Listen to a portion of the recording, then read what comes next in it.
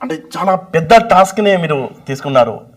ఈ జనరేషన్ జనరల్గా రామాయణ మహాకావ్యాన్ని రాయాలి, అది కూడా కొత్త పందాలు ఈ ఆధునిక యుగానికి తగ్గట్టు రాయాలని మీకు ఎందుకు అనిపించిందని?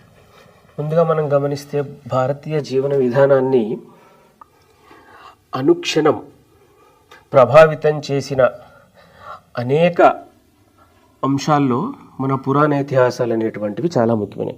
వాటిలో గమనించినప్పుడు మానవ జీవితానికి దగ్గరగా ఉన్నది ఏదైనా ఉంది అంటే అది రామాయణం. ఓకే, మనము మతము, విశ్వాసము ఇవన్నీ పక్కన పెడితే ఓకే, మనిషిలా బతకడానికి ఏదైనా ఒక పాత్ర ఆదర్శవంతమైన మార్గాన్ని చూపిస్తుంది అంటే రామాయణం. అందుకే నేను రామాయణం ఎందుకు రాశాను అడిగారు. నేను ముందు మాటలో రాశాను, నరుడే నారాయణుడు అనుకుంటే రాముణ్ణి మించిన నరుడు లేడు, నారాయణుడే నరుడి రూపంలో వచ్చాడనుకుంటే రాముణ్ణి మించిన దేవుడు లేడు.